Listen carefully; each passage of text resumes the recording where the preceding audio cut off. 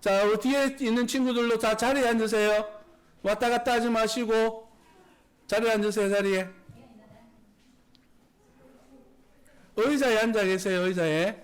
자, 유치부 친구들은 알아서 다니시되 초등학교 다니는 친구들은 엉덩이를 붙여서 앉아 계시기를 부탁드리겠습니다. 자, 빨리 앉으세요. 자, 다 같이 읽습니다. 앞을 보시고요. 다 같이 시작. 이것을 너희에게 이름은 너희로 내 안에서 평안을 누리게 하려 함이라. 세상에서는 너희가 환난을 당하나 담대하라. 내가 세상을 이겨노라 하시니라. 아멘. 오늘은 여호와 샬롬이라고 하는 제목으로 하나님의 은혜를 나누고자 합니다. 여호와 샬롬은 2023년도 저희 교단에서 이렇게 주제로 세워놓은 그런 말씀이고, 또한 우리가 작년까지 코로나 기간을 위해서 많은 어려움을 경험하고, 또한 이 시대에 많은 젊은이들, 특히 주일학교 학생들이 교회를 쇼핑하는 시대가 돼버렸대요. 그래서 그냥 예배 드리러 교회 가는 것이 아니라 이 교회 가보고 저 교회 가보면서 그냥 한 군데 정착하지 않는 그런 시대가 되어져서, 교회에서는, 우리 교단에서는 우리 주님 안에 있는 평강을 누림으로 말미암아 하나님을 깊이 알고 경험하는 시간들이 되었으면 좋겠다라고 하는 의미에서 여호와 샬롬이라고 하는 주제를 가지고 오늘 여름 성경학교를 진행하도록 그렇게 계획하였습니다. 그래서 우리 중고등부 겨울 우리 단기 선교회도 똑같은 주제를 가지고 그렇게 준비를 했습니다. 샬롬이라고 하는 단어를 먼저 한번 생각해 보면서 말씀을 이어가려고 하는데요. 샬롬의 뜻이 무엇일까요? 몰라요?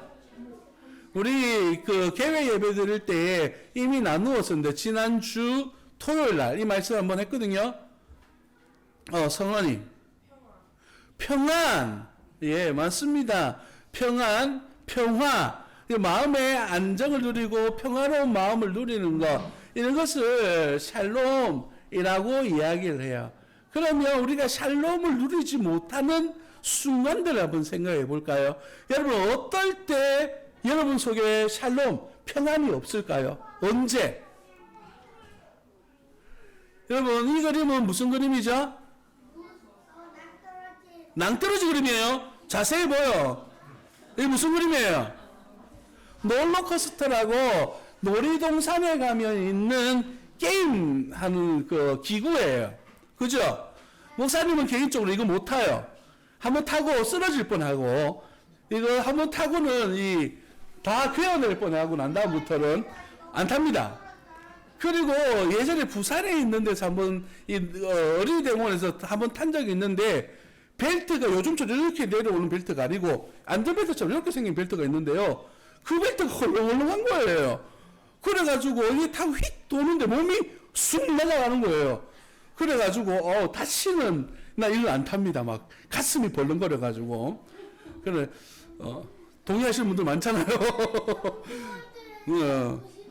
이렇게 불안한 기구를 탈 때 우리 가슴이 콩닥콩닥콩닥거리죠. 이것이 바로 평안이 없는 상태를 이야기하는 거예요. 만약에 이런 놀이기구를 탈 때 안전벨트, 안전을 이렇게 보장해주는 그런 장치들이 없으면 어떨까요? 무서워요? 안 탈까요? 그거 탈 사람 아무도 없을 거예요. 그죠? 이게 안전이 보장되지 않는다면 아무도 탈 수가 없어. 몇 년 전에 대구에 가면 팔공산이라고 하는 높은 산이 있어요. 그래서 그 산에 올라가기 위해서는 걸어도 올라가지만 케이블카를 이용하는 사람들이 많아요. 케이블카 이렇게 타고 올라가는 거 있는데, 팔공산에 있는 그 케이블카가 좀 오래됐어요. 그래가지고 사고가 있었는데, 올라가는 길에 좀 정신이 이상한 아저씨가 자기가 그 문을 열어버리고 떨어져서 죽은 사건이 있어요. 얼마 전에 있었던 사건이에요.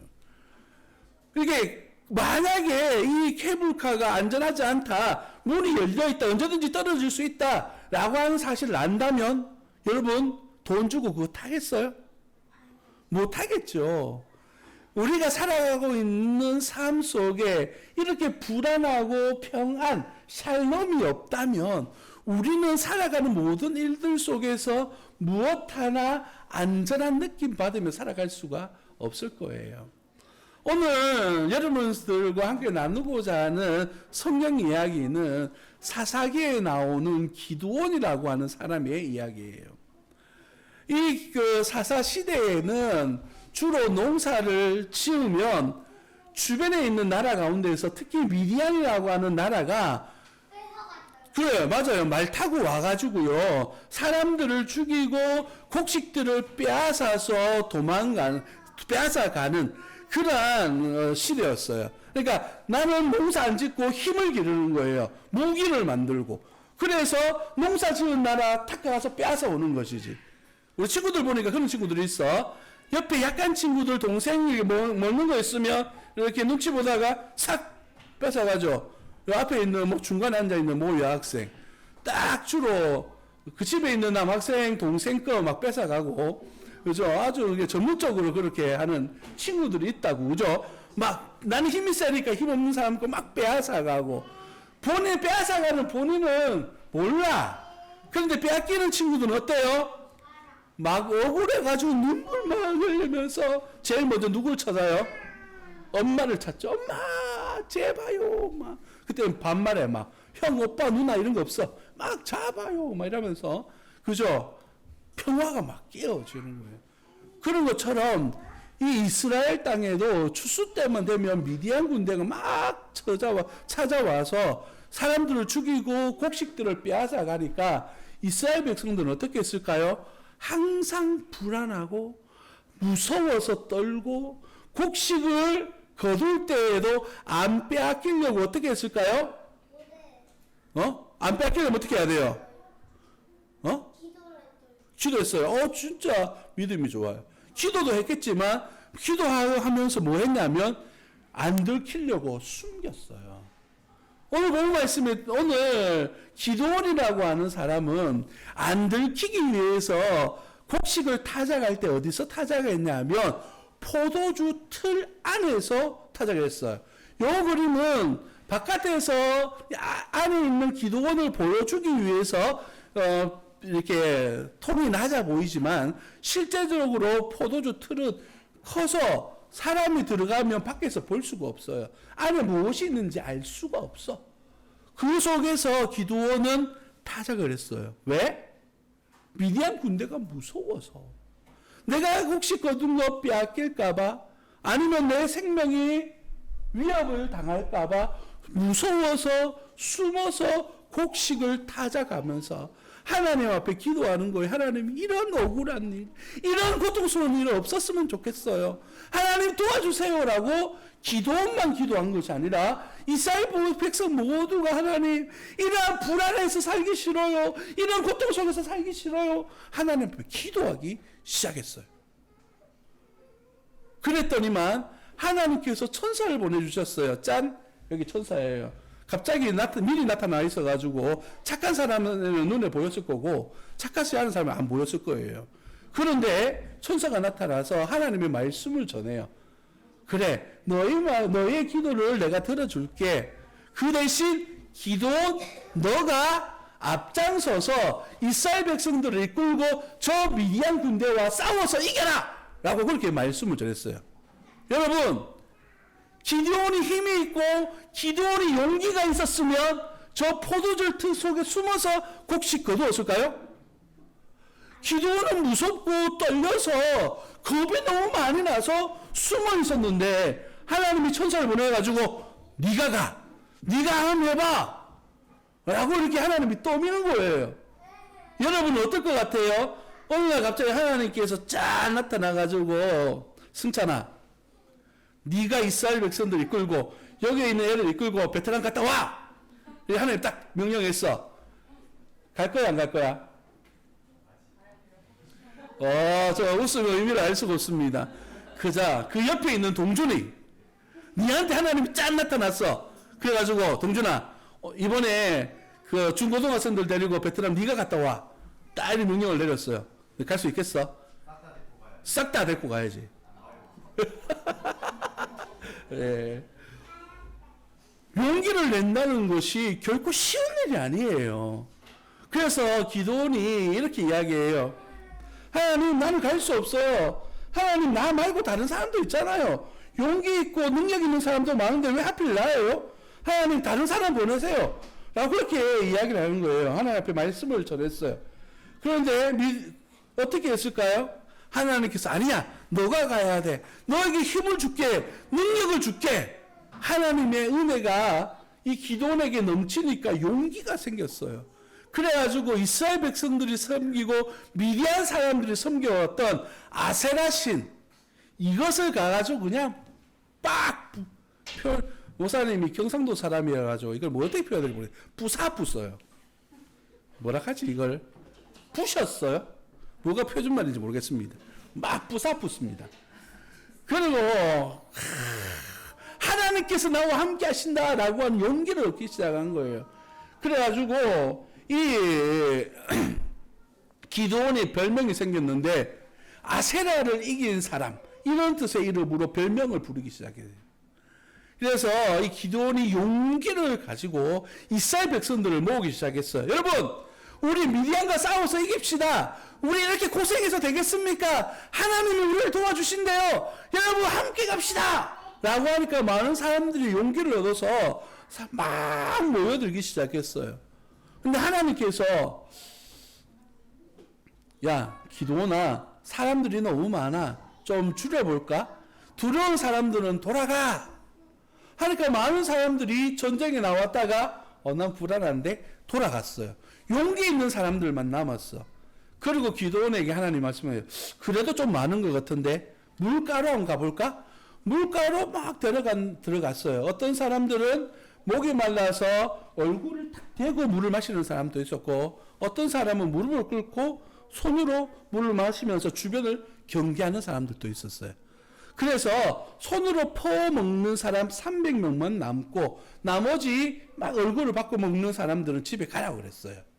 왜냐하면 이 300명은 무릎 꿇고 주변을 경계하는 진짜 군인, 그리고 명령에 순종할 수 있는 사람이다 라고 판단해서 하나님께서 많은 사람이 필요한 것이 아니라 하나님의 말씀에 순종할 수 있고 너처럼 하나님 앞에 용기 있는 사람이 필요해.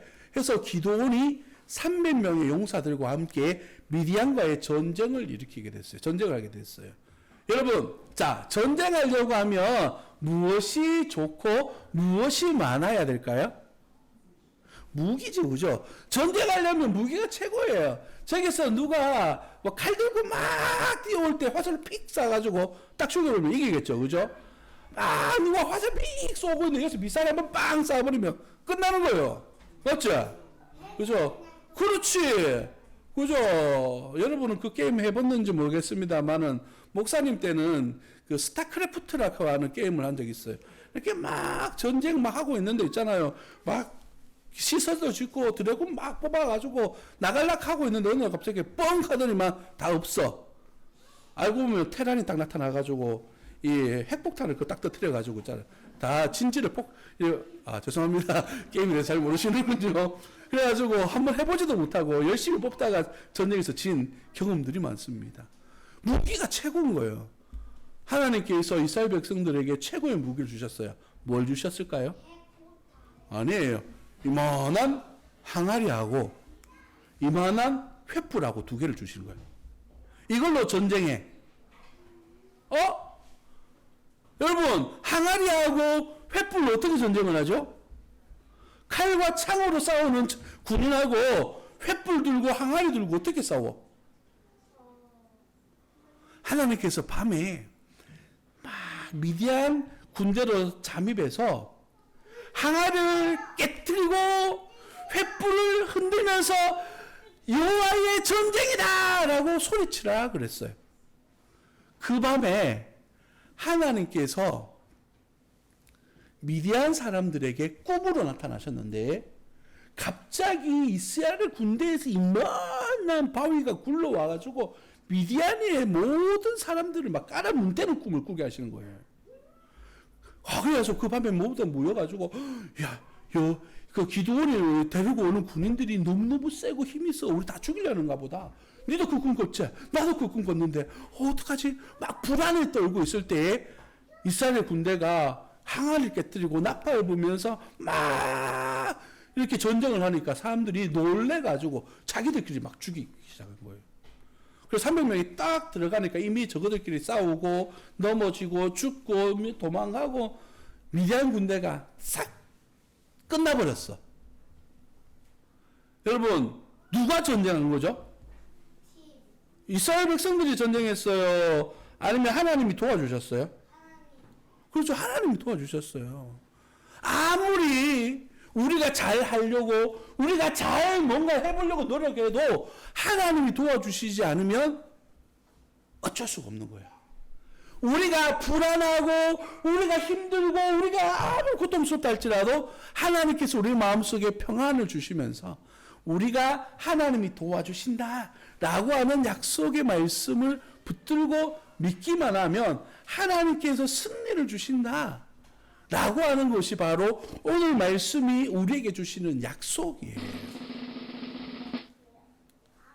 자, 다 같이 한번 읽어볼까요? 시작. 미디안이 이스라엘 자손 앞에 복종하며 다시는 그 머리를 들지 못하였으므로 기드온에 사는 날 동안 40년에 그 땅에 태평하였더라. 아멘.